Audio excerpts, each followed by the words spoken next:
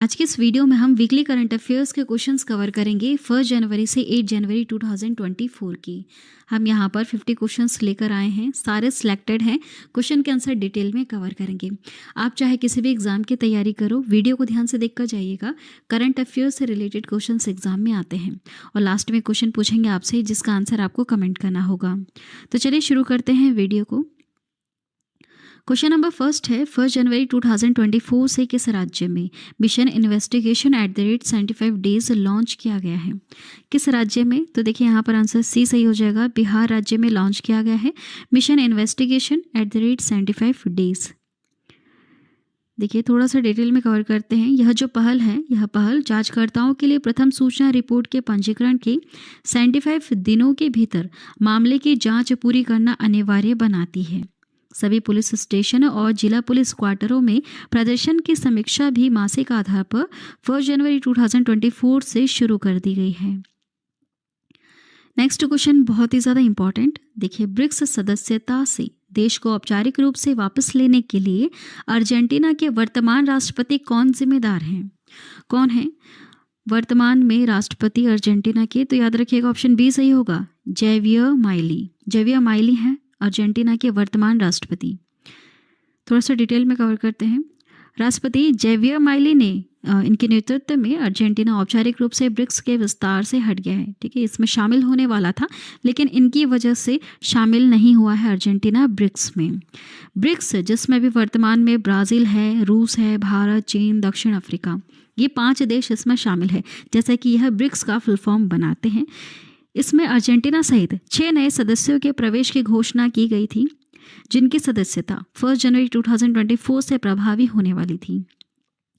ठीक है, तो देखिए अभी वर्तमान में इसमें कितने हैं? 10 सदस्य हैं, आपको याद रखना है। टोटल यहाँ पर 11 होने वाले थे लेकिन अर्जेंटीना इसमें इस चीज़ से बाहर हट चुका है।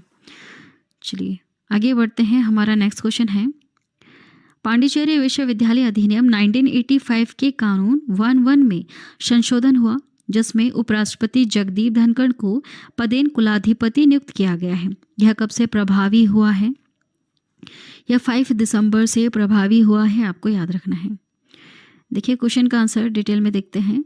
भारत के उपराष्ट्रपति अभी कौन है? याद रखना है आपको, जगदीप धनखड़ हैं। इन्हें पांडिचेरी विश्वविद्यालय का पदेन चांसलर नियुक्त किया गया है। पांडिचेरी विश्वविद्यालय अधिनियम 1985 के कानून 11 में संशोधन के कारण यह नियुक्ति हुई है।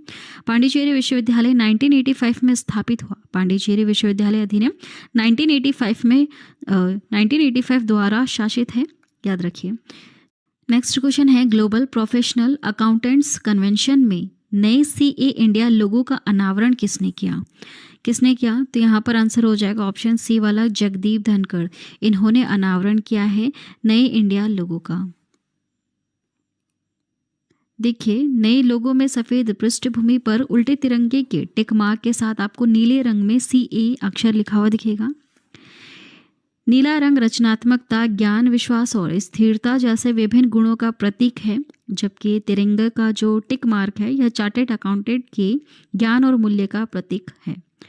नेक्स्ट क्वेश्चन है, राजस्थान के पुलिस महानिदेशक डीजीपी के रूप में अतिरिक्त प्रभार किसने संभाला है?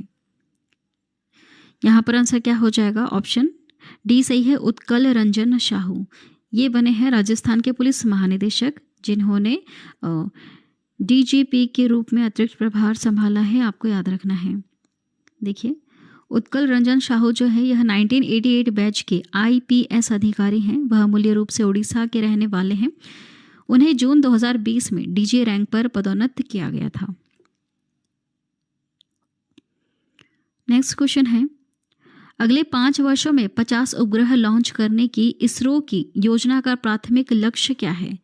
इसका लक्ष्य क्या है? तो आपको याद रखना है, यहाँ पर आंसर बी से होगा, भू माफिया जानकारी एकत्र करके राष्ट्रीय सुरक्षा को मजबूत करना, यह इसका मुख्य प्राथमिक उद्देश्य है। ठीक है, 50 उपग्रह को लॉन्च करने का लक्ष्य बनाया गया है अगले 5 वर्षों में, आपको याद रखना है। देखिए इसरो के अध्यक्ष कौन है भी याद रखिएगा, एस सोमनाथ है। इन्होंने अगले 5 वर्षों में 50 उपग्रह लॉन्च करने की योजना घोषित की है। प्राथमिक लक्ष्य इसका भू माफिया भू खुफिया जानकारी एकत्र करके राष्ट्रीय सुरक्षा को मजबूत करना है। इस पहल में सेना की गतिविधियों पर नज़र रखने और व्यापक क्षेत्रों की छवियों को कैप्चर करने की क्षमता के साथ विभिन्न कक्षाओं में उपग्रहों की एक परत बनाना शामिल है। नेक्स्ट क्वेश्चन है हमारा, पी इंदिरा देवी को 2023 में Indian society of agricultural economics fellow की उपाधि से क्यों सम्मानित किया गया? क्यों सम्मानित किया गया? तो देखिए यहाँ पर आंसर डी सही हो जाएगा। यहाँ पर आंसर डी सही है। कृषि अर्थशास्त्र और ग्रामीण विकास में उत्कृष्ट उपलब्धियों के लिए इन्हें सम्मानित किया गया है। ठीक, किसे? पी इंदिरा देवी को 2023 में। यह जो शीर्षक है यह कृषि अर्थशास्त्र और ग्रामीण विकास के क्षेत्र में उनकी उत्कृष्ट उपलब्धियों को मान्यता देता है। वह एक सम्मान पाने वाली पहली यह जो सम्मान है यह पाने वाली पहली केरलवासी हैं, याद रखिएगा, जिन्हें कृषि अर्थशास्त्रियों के एक प्रतिष्ठित पैनल द्वारा चुना गया। चलिए अगला सवाल, किस भारतीय राज्य को देश की पेट्रो राजधानी के रूप में मान्यता दी गई? Very important question. देखिए यहाँ पर आंसर क्या हो जाएगा? ऑप्शन बी सही है, गुजरात। गुजरात राज्य जो है हमारे भारत देश का, इसे पेट्रो राजधानी के रूप में मान्यता दी गई। पेट्रो क्यों? तो देखिए जामनगर में दुनिया की सबसे बड़ी जमीनी स्तर की तेल रिफाइनरी और भरूच जिले में ओपाल पेट्रोकेमिकल कॉम्प्लेक्स के कारण गुजरात को भारत की पेट्रो राजधानी के रूप में स्वीकार किया गया है। अगला सवाल है हमारा, हाल ही में समाचारों में देखा गया ब्लास्ट पास निम्नलिखित में से किस क्षेत्र से जुड़ा हुआ है? ब्लास्ट पास, बताइए यहाँ पर आंसर क्या हो जाएगा? ऑप्शन ए सही है, साइबर सुरक्षा से संबंधित है, जो भी समाचारों में दिखा गया है ब्लास्ट पास। नेक्स्ट क्वेश्चन है, कौन सा भारतीय राज्य भारत की पहली हिमालयन एयर सफारी लॉन्च करने की तैयारी कर रहा है? यहाँ पर आंसर हो जाएगा ऑप्शन डी वाला, उत्तराखंड। उत्तराखंड में भारत देश की पहली हिमालयन एयर सफारी लॉन्च की गई। ठीक है, लॉन्च की जाएगी, वैसे अभी थोड़ा सा समय है, इसकी योजना बनाई गई है। नेक्स्ट क्वेश्चन है हमारा, रूसी राष्ट्रपति हैं व्लादिमीर पुतिन ने रूस की 2024 ब्रिक्स अध्यक्षता के दौरान किस विषय पर जोर दिया है? किस विषय पर जोर दिया है? तो देखिए आंसर बी सही हो जाएगा, वैश्विक विकास और सुरक्षा को आगे बढ़ाने के विषय पर जोर दिया है रूसी राष्ट्रपति व्लादिमीर पुतिन ने, है ना। अभी इसकी अध्यक्षता कौन कर रहा है? 2024 में रूस कर रहा है, आपको याद रखना है। देखिए रूस ने आधिकारिक तौर पर 1 जनवरी 2024 को ब्रिक्स की अध्यक्षता ग्रहण की। 5 और देशों को इस संगठन में जोड़ा गया, जैसे कि अभी हमने थोड़ी देर पहले ही देखा था।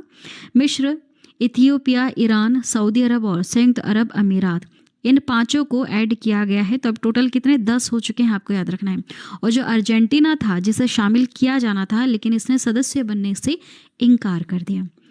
देखिए इस तरह से देखा जाए तो 10 देशों को शामिल करने के लिए एसोसिएशन का विस्तार किया गया है। और रिपोर्ट के मुताबिक अर्जेंटीना ने सदस्य बनने से इनकार कर दिया और हाल ही बदलाव के बाद अब ब्रिक्स में कुल 10 सदस्य देश देखने के लिए मिलते हैं। नेक्स्ट है, संयुक्त राष्ट्र सुरक्षा परिषद द्वारा अफगानिस्तान में शांति के लिए विशेष दूत किसे बनाया गया? यहाँ पर आंसर सी सही हो जाएगा, हामिद करजई। याद रखिएगा, हामिद करजई को बनाया गया अफगानिस्तान में शांति के लिए विशेष दूत संयुक्त राष्ट्र सुरक्षा परिषद द्वारा। देखिए साल 2021 में तालिबान ने अफगानिस्तान की सत्ता पर कब्जा किया था, यह आपको पता होना चाहिए। नेक्स्ट है, भारत का पहला पनडुब्बी पर्यटन किस राज्य में शुरू किया जाएगा? कहाँ पर किया जाएगा? हमारे गुजरात राज्य में किया जाएगा। ठीक है, भारत का पहला पनडुब्बी पर्यटन गुजरात राज्य में शुरू किया जाएगा। गुजरात सरकार देश का पहला पनडुब्बी पर्यटन शुरू करने जा रहा है। इस टूरिस्ट पनडुब्बी का भार जो लगभग है 35 टन होगा और इसकी जो क्षमता है 30 यात्रियों को ले जाने की होगी। नेक्स्ट क्वेश्चन है, रक्षा मंत्री राजनाथ सिंह ने यूपी के किस शहर में बालिकाओं के लिए पहले सैनिक स्कूल का उद्घाटन किया? यहाँ पर आंसर डी से होगा, मथुरा में। याद रखिएगा, अभी रक्षा मंत्री कौन है? राजनाथ सिंह हैं। इन्होंने यूपी के मथुरा में बालिकाओं के लिए पहले सैनिक स्कूल का उद्घाटन किया है। डिटेल में कवर करते हैं। रक्षा मंत्री राजनाथ सिंह उत्तर प्रदेश के मथुरा के वृंदावन में बालिकाओं के लिए पहले सैनिक स्कूल संवीद गुरुकुलम सैनिक स्कूल का इन्होंने उद्घाटन किया। सरकार ने 2019 में इस तरह के 100 नए सैनिक स्कूलों की स्थापना की एक पहल करी थी, जिसमें से अभी तक 42 विद्यालय स्थापित किए जा चुके हैं। नेक्स्ट क्वेश्चन है, Scottish junior open squash under 19 का टाइटल किस खिलाड़ी ने जीता है? यहाँ पर आंसर ए सही हो जाएगा, अनाहत सिंह ने जीता है। याद रखेगा, Scottish junior open squash under 19 का टाइटल। इनके बारे में और भी जानते हैं क्योंकि क्वेश्चंस यहाँ से आ सकते हैं। जैसे राष्ट्रीय स्क्वैश चैंपियनशिप 2023 में महिला एकल का खिताब भी इन्होंने जीत रखा है, अनाहत सिंह ने। काफ़ी छोटी हैं वैसे एज में, अभी ये 16-17 साल की ही हैं। 2023 ब्रिटिश जूनियर ओपन स्क्वैश में अंडर 15 गर्ल्स कैटेगरी में भी स्वर्ण पदक जीत रखा है। 2023 एशियाई जूनियर स्क्वैश चैंपियनशिप में अंडर 17 गर्ल्स कैटेगरी में भी इन्होंने स्वर्ण पदक जीता। ठीक है, 15 में भी जीता है, अंडर 17 दोनों में जीत रखा है। 14 साल की उम्र में बर्मिंघम में आयोजित हुआ था 2022 में राष्ट्रमंडल खेलों में भी भारतीय दल की यह उसमें शामिल थी, तो यह सबसे कम उम्र की सदस्य बनी थी। चलिए नेक्स्ट क्वेश्चन है हमारा, स्किन केयर ब्रांड है निविया इंडिया ने किसे अपना नया प्रबंध निदेशक नियुक्त किया है? यहाँ पर आंसर सी सही हो जाएगा, गीतिका मेहता। गीतिका मेहता को नियुक्त किया गया है निविया इंडिया ने अपना नया प्रबंध निदेशक। नेक्स्ट क्वेश्चन है, हिमाचल प्रदेश के सिरमौर जिले में किस समुदाय को हाल ही में अनुसूचित जनजाति एसटी का दर्जा दिया गया? किस समुदाय को दिया गया है यह दर्जा? तो देखिए यहाँ पर आंसर बी सही हो जाएगा, हाटी। हाटी समुदाय है हिमाचल प्रदेश के सिरमौर जिले में, उसे दिया गया है एसटी का दर्जा। चलिए नेक्स्ट क्वेश्चन है हमारा, अग्निशमन सेवा नागरिक सुरक्षा और होमगार्ड के महानिदेशक के रूप में किसे नियुक्त किया गया? आंसर यहाँ पर डी से हो जाएगा, विवेक श्रीवास्तव को नियुक्त किया गया है अग्निशमन सेवा नागरिक सुरक्षा और होमगार्ड के महानिदेशक के रूप में। नेक्स्ट क्वेश्चन है, कृषि विज्ञान में योगदान के लिए MS स्वामीनाथन पुरस्कार से किसे सम्मानित किया गया? यहाँ पर ऑप्शन ए सही हो जाएगा, प्रोफेसर BR कंबोज को सम्मानित किया गया है कृषि विज्ञान में योगदान के लिए MS स्वामीनाथन पुरस्कार से। अगला सवाल, किसने हाल ही में नौसेना में चीफ ऑफ मटेरियल का पदभार ग्रहण किया? आंसर यहाँ पर सी सही हो जाएगा, किरण देशमुख। याद रखिएगा, किरण देशमुख इन्होंने नौसेना में हाल ही में चीफ ऑफ मटेरियल का पदभार ग्रहण किया। नेक्स्ट क्वेश्चन है हमारा, कौन सा केंद्र शासित प्रदेश PM विश्वकर्मा योजना को लागू करने वाला देश का पहला केंद्र शासित प्रदेश है? यहाँ पर आंसर ये सही होगा, जम्मू और कश्मीर। यह ऐसा पहला केंद्र शासित प्रदेश है जहाँ पर PM विश्वकर्मा योजना लागू की गई है। देखिए यह योजना का लक्ष्य क्या है? इस योजना का लक्ष्य PM विश्वकर्मा प्रमाण पत्र और ID कार्ड के साथ साथ 5 से 7 दिनों के बुनियादी परीक्षण और 15 दिनों या उससे अधिक के उन्नत परीक्षण के साथ 500 रुपये प्रतिदिन के वजीफे के साथ लोगों के कारीगरों और शिल्प को पहचान दिलाना है। ठीक है, यह इसका महत्वपूर्ण लक्ष्य है। अगला सवाल है, केंद्र सरकार ने 16वें वित्त आयोग का अध्यक्ष किसे नियुक्त किया? बहुत ही ज़्यादा इंपॉर्टेंट क्वेश्चन। यहाँ पर आंसर सी से होगा, अरविंद पनगड़िया। अरविंद पनगड़िया को नियुक्त किया गया है 16वें वित्त आयोग का अध्यक्ष। आगे बढ़ेंगे। देखिए, वित्त आयोग का गठन भारत के संविधान के अनुच्छेद 280 के तहत किया गया है, यह आपको याद रखना है, बहुत ही ज़्यादा इंपॉर्टेंट पॉइंट। देखिए, केंद्र सरकार ने नीति आयोग के पूर्व उपाध्यक्ष अरविंद पनगड़िया को 16वें वित्त आयोग का अध्यक्ष नियुक्त किया। वहीं IAS अधिकारी ऋत्विक रंजमन पांडे को आयोग का सचिव नियुक्त किया गया है। अगला सवाल, निम्नलिखित देशों में से कौन सा समूह हाल ही में पूर्व सदस्य के रूप में ब्रिक्स ब्लॉक में शामिल हुआ? तो देखिए आंसर क्या होगा, यहाँ पर बी सही है, मिस्र, इथियोपिया, ईरान, सऊदी अरब और संयुक्त अरब अमीरात। ठीक है, ये 5 इसमें शामिल हुए हैं। देखिए, इससे पहले ब्रिक्स नेताओं ने अर्जेंटीना सहित 6 देशों को शामिल करने की मंजूरी दी थी, लेकिन अर्जेंटीना के जो नए राष्ट्रपति हैं वो पीछे हट गए। रूसी 2024 ब्रिक्स अध्यक्षता समान वैश्विक विकास और सुरक्षा के लिए बहुपक्षीयवाद और को मजबूत करने पर केंद्रित है। नेक्स्ट पॉइंट है ब्रिक्स का पूरा नाम, जैसे कि पता है, बी से ब्राज़ील, आर से रूस, आई से हमारा भारत देश इंडिया, सी से चाइना और एस से साउथ अफ्रीका, है ना, दक्षिण अफ्रीका। ये इसका फुल फॉर्म बनाते हैं, लेकिन टोटल अब इसमें 10 शामिल हो चुके हैं। प्रारंभ में 2009 की हम बात करें तो उसमें सिर्फ 4 देश ही शामिल थे। 2010 में शामिल हुआ है दक्षिण अफ्रीका। नेक्स्ट क्वेश्चन है विदेश मंत्रालय में नवनियुक्त प्रवक्ता कौन है? यहाँ पर आंसर डी से होगा, रणधीर जायसवाल। रणधीर जायसवाल जो है विदेश मंत्रालय में नवनियुक्त प्रवक्ता हैं। अगला सवाल देखिएगा, संयुक्त सैन्य अभ्यास डेजर्ट साइक्लोन भारत और किस देश के बीच आयोजित किया जाता है?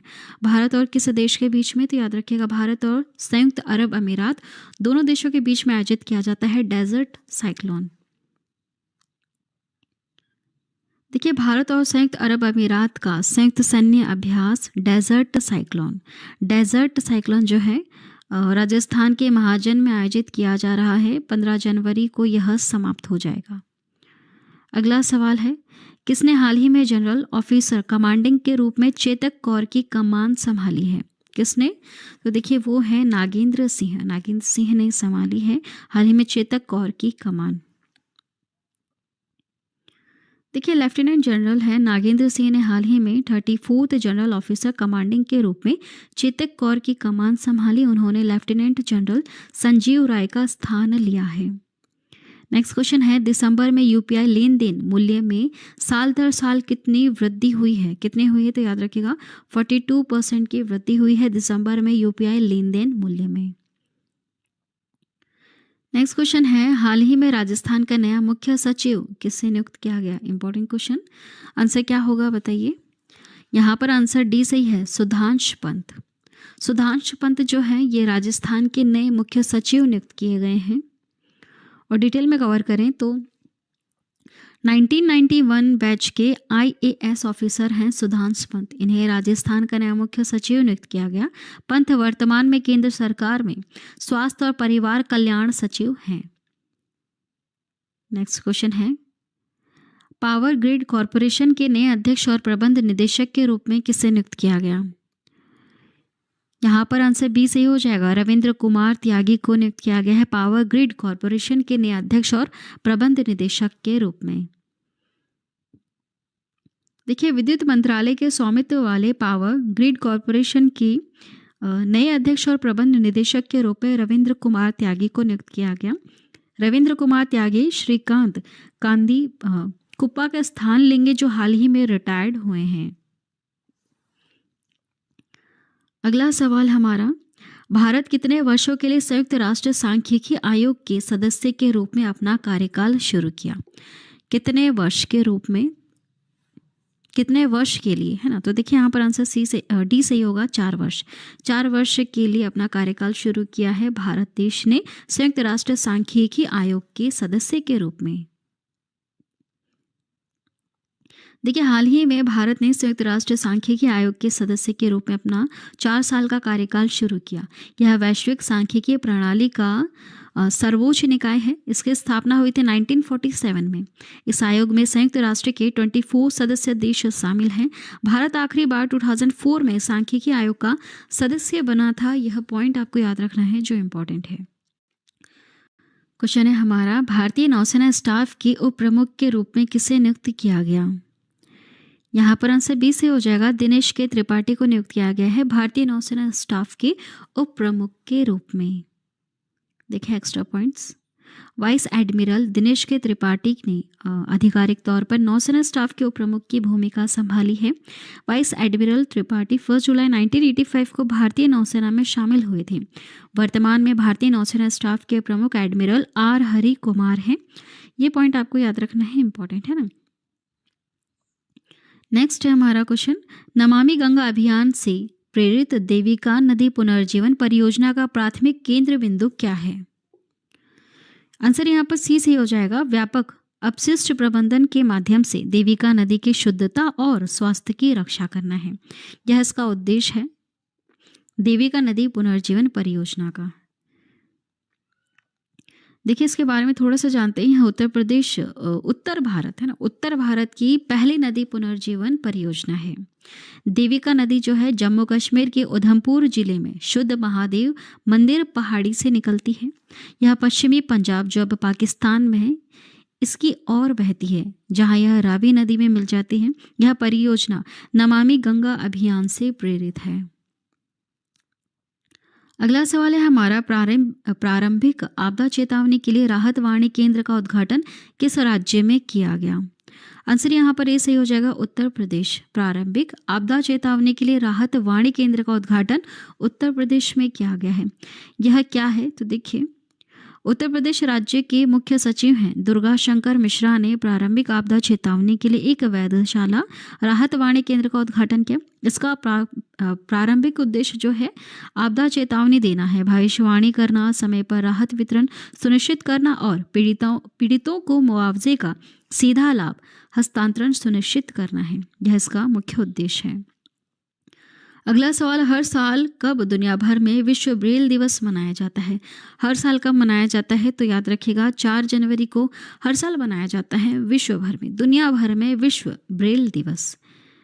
इसके बारे में थोड़ा सा और जानते हैं जो आपको पता होना चाहिए। संयुक्त राष्ट्र महासभा द्वारा 6 नवंबर 2018 को एक प्रस्ताव पारित किया गया था जिसमें हर साल 4 जनवरी को ब्रेल लिपि की खोज करने वाले लुइस ब्रेल के जन्मदिन यानी 4 जनवरी को वर्ल्ड ब्रेल दिवस के रूप में मनाने का निर्णय लिया गया। ठीक है, ब्रेल लिपि क्या है? जिसे जो नहीं देख सकते हैं वो लोग भी रीड कर सकते हैं, ठीक है, पढ़ सकते हैं टच कर करके। देखिए पहली बार इस दिन को 4 जनवरी 2019 में मनाया गया था, क्योंकि इसको बनाने का प्रस्ताव पारित ही 2018 में हुआ था ना, तो पहली बार इसको मनाया गया था 2019 में। देखिए लुइस ब्रेल का जन्म हुआ था 4 जनवरी 1809 को फ्रांस के कुप्रे में हुआ था। आगे बढ़ेंगे, हमारा नेक्स्ट क्वेश्चन है विश्व ब्रेल दिवस 2024 का विषय क्या है? देखिए किस विषय के साथ मनाया गया है तो आपको याद रखना है। ऑप्शन सी से होगा समावेश और विविधता के माध्यम से सशक्तिकरण। इस विषय के साथ मनाया गया विश्व ब्रेल दिवस 2024 को। कौन सी डेट को? 4 जनवरी को मनाया गया। चलिए नेक्स्ट क्वेश्चन है हमारा, किसे हाल ही में सुप्रीम कोर्ट कानूनी सेवा समिति का अध्यक्ष नियुक्त किया गया है? बताइए आंसर क्या होगा। 4 ऑप्शन है आपके पास। यहाँ पर बी सही है, justice B R Gavai. Justice B R Gavai को सुप्रीम कोर्ट कानूनी सेवा समिति का अध्यक्ष नियुक्त किया गया। थोड़ा सा डिटेल में कवर करते हैं। सुप्रीम कोर्ट के न्यायाधीश न्यायमूर्ति बी आर गवई को राष्ट्रीय कानूनी सेवा प्राधिकरण द्वारा सुप्रीम कोर्ट कानूनी सेवा समिति के अध्यक्ष के रूप में नामित किया गया। जस्टिस गवई ने सीनियर जज जो हैं जस्टिस संजीव खन्ना का स्थान लिया है। आगे बढ़ेंगे नेक्स्ट क्वेश्चन की तरफ। दिल्ली में राम मंदिर राष्ट्र मंदिर एक साझी विरासत पुस्तक का विमोचन किसने किया?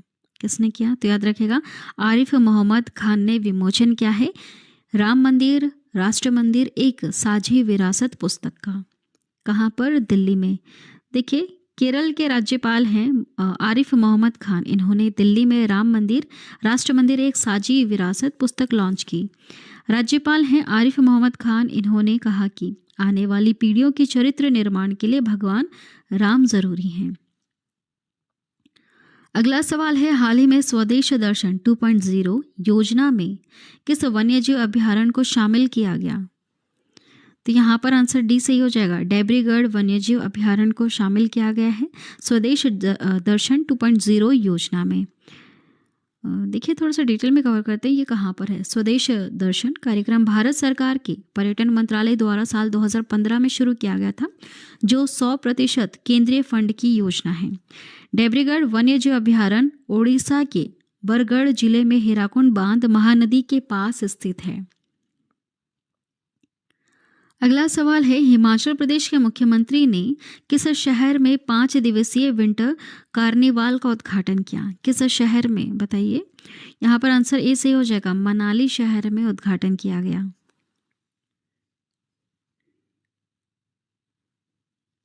देखिए हिमाचल प्रदेश के मुख्यमंत्री हैं सुखविंदर सिंह सुक्खू ने मनाली में 5 दिवसीय विंटर कार्निवाल का उद्घाटन किया। उन्होंने 5 दिवसीय उत्सव के मंच मनु रंगशाला में सांस्कृतिक कार्यक्रम का भी उद्घाटन किया।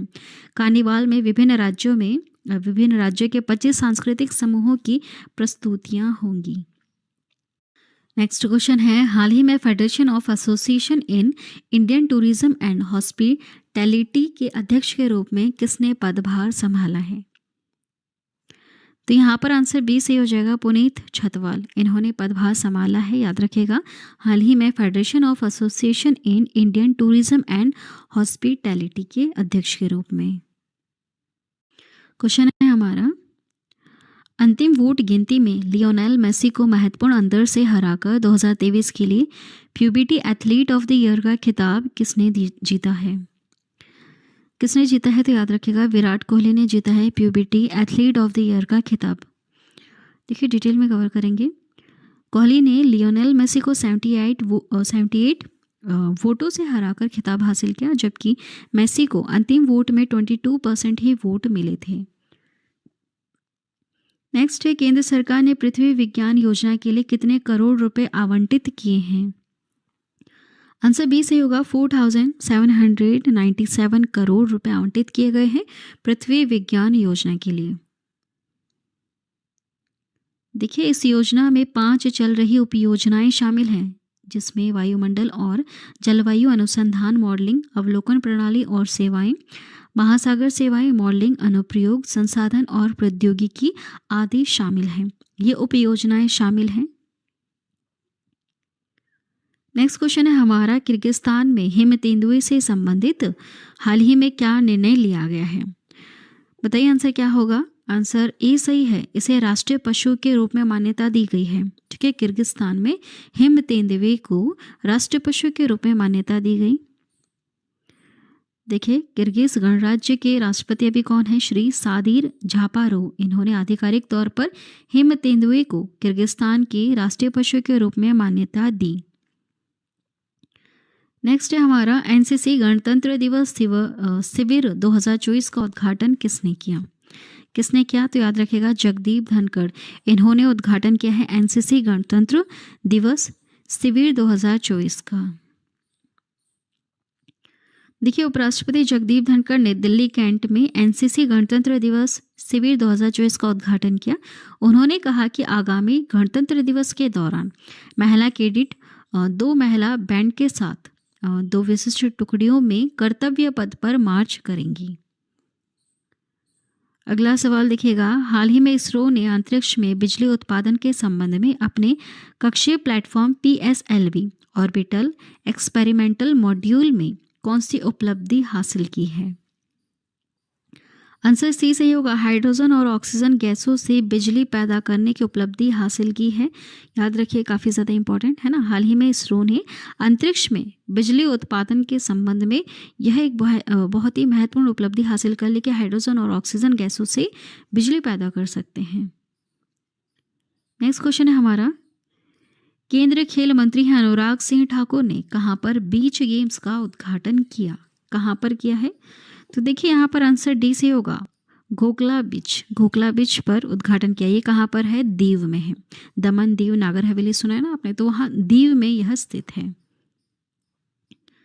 देखिए भारत में पहली बार मल्टी स्पोर्ट बीच गेम्स का आयोजन दीव में किया गया। दीव बीच गेम्स 2024 का आयोजन केंद्र शासित प्रदेश दादरा और नागर हवेली, दमन एवं दीव और लक्षद्वीप के प्रशासक श्री प्रफुल्ल पटेल के नेतृत्व और मार्गदर्शन में किया जा रहा है।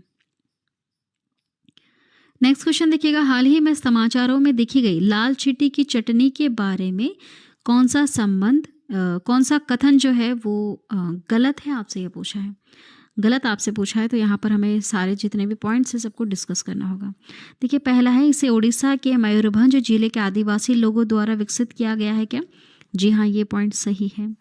दूसरा है, लाल चींटी की चटनी के लिए भौगोलिक संकेतक टैग का आवेदन खारिज कर दिया गया है, तो नहीं, इसे GI टैग दिया गया है ना। याद रखिएगा आप, लाल चींटी की जो चटनी है इसको GI टैग मिल चुका है, तो ये वाला पॉइंट तो गलत है। और वही आपसे पूछा है कि लाल चींटी की चटनी के बारे में कौन सा कथन गलत है, तो बी वाला। आंसर इसका बी होगा। और भी यहाँ पर पॉइंट्स कवर करते हैं, जैसे यह चटनी अपने उपचार गुणों के लिए इस क्षेत्र में लोकप्रिय है और आदिवासी लोगों की पोषण सुरक्षा के लिए भी महत्वपूर्ण मानी जाती है। लाल बुनकर चटनियाँ मूल्यवान प्रोटीन और कैल्शियम से भरपूर होती हैं। देखिए, इसे 2 जनवरी 2024 को भौगोलिक संकेतक मतलब जीआई टैग इन्हें मिल चुका है। तो ये जो कथन दूसरा है यहाँ पर वो गलत है ना। चलिए नेक्स्ट क्वेश्चन है, कादियाल साड़ियाँ किस राज्य से संबंधित है जिसे हाल ही में जीआई टैग मिला है। देखिए, जीआई टैग से संबंधित क्वेश्चन आते हैं एग्जाम में। अभी हम कल एक वीडियो बना दी जाएगी जहाँ पर जितने भी लेटेस्ट जीआई टैग हैं उनसे जुड़े हुए क्वेश्चन आपको देखने के लिए मिलेंगे। देखिए, आंसर क्या होगा यहाँ पर, सी सही होगा, पश्चिम बंगाल। कादियाल साड़ियाँ किस राज्य से संबंधित है, पश्चिम बंगाल राज्य से संबंधित है जिसे जीआई टैग मिला है। देखिए, भारत में जीआई टैग पहली बार 2004-5 में दार्जिलिंग चाय को दिया गया था। वेरी इंपॉर्टेंट पॉइंट याद रखिएगा, जिसमें एक अद्वितीय गुणवत्ता और प्राकृतिक स्वाद होता है। यह विस्तृत श्रृंखला को दिया जाता है। अगर आपके मन में सवाल उठता है कि जीआई टैग किसे किसे दिया जाता है, तो देखिए, कृषि उत्पाद को दिया जाता है, प्राकृतिक उत्पाद, निर्मित वस्तुएं हो सकती है, कपड़ा हो सकता है, हस्तशिल्प हो सकता है, कोई खाद्य सामग्री हो सकती है। ठीक है, तो इन्हें दिया जाता है जीआई टैग ताकि दूसरे लोग इसकी नकल ना करें, और अगर नकल भी कर रहे हैं तो पता चल जाए कि हाँ, ये एक्चुअल में वहाँ की चीज़ें नहीं हैं, ये कहीं और से लेकर आए हैं। तो जहाँ पर ये चीज़ें प्राकृतिक रूप से पाई जाती है या फिर वास्तव में जो इन्हें बना रहा है या फिर जहाँ पर ये चीज़ें उगाई जा रही हैं, निर्मित किया जा रहा है, उन्हीं चीज़ों को जीआई टैग दिया जाता है। ठीक है, नकेल कसने के लिए जीआई टैग दिया जाता है। चलिए नेक्स्ट है, कॉरपोरेट सामाजिक जिम्मेदारी के लिए राष्ट्रीय खेल प्रोत्साहन पुरस्कार 2023 किसे प्रदान किया जाएगा। किसे किया जाएगा, तो याद रखिएगा ऑप्शन बी सही है, ओडिशा माइनिंग कॉरपोरेट लिमिटेड को दिया जाएगा राष्ट्रीय खेल प्रोत्साहन पुरस्कार 2023 में, कॉरपोरेट सामाजिक जिम्मेदारी के लिए। देखिए, ओडिशा माइनिंग कॉरपोरेट लिमिटेड को कॉरपोरेट सामाजिक जिम्मेदारियों के माध्यम से खेलों को प्रोत्साहन की कैटेगरी में सम्मानित किया गया। 9 जनवरी को राष्ट्रपति भवन में राष्ट्रपति द्रौपदी मुर्मू जो हैं यह विजेताओं को सम्मानित करेंगी। किस भारतीय शहर को अंतर्राष्ट्रीय आर्द्र भूमि शहरों के रूप में मान्यता के लिए नामांकित किया गया है। वेरी इंपॉर्टेंट क्वेश्चन, बताइए आंसर क्या होगा यहाँ पर। किस भारतीय शहर को, इंदौर शहर को, हमारे इंदौर को अंतर्राष्ट्रीय आर्द्र भूमि शहरों के रूप में मान्यता के लिए नामांकित किया गया। इंदौर कहाँ है, मध्य प्रदेश में है। चलिए, ये थे 50 महत्वपूर्ण प्रश्न। अब जो लास्ट में प्रश्न पूछा है मैंने आपसे, अगर आपने वीडियो को ध्यान से देखा है तो इसका आंसर आप आराम से बता सकते हैं, क्योंकि ये क्वेश्चन अभी हमने कवर करवाया था। क्वेश्चन पूछा आपसे, केंद्र सरकार ने 16वें वित्त आयोग का अध्यक्ष किसे नियुक्त किया है। करेक्ट आंसर क्या है आपको कमेंट करना है। चलिए, आज की वीडियो में इतना ही। 50 महत्वपूर्ण प्रश्न हमने कवर किए, डिटेल में कवर किए, जो आपके आने वाले सभी एग्जाम के लिए काफ़ी ज़्यादा इंपॉर्टेंट है। वीडियो अगर आपको पसंद आई है तो चैनल को अभी सब्सक्राइब करना, बेल नोटिफिकेशन आइकन पर ऑल प्रेस जरूर कर देना। जब भी हम एक न्यू वीडियो लेकर आएंगे तो एक नोटिफिकेशन आपके पास पहुँच जाएगा। वीडियो को पूरा लास्ट तक देखने के लिए थैंक यू।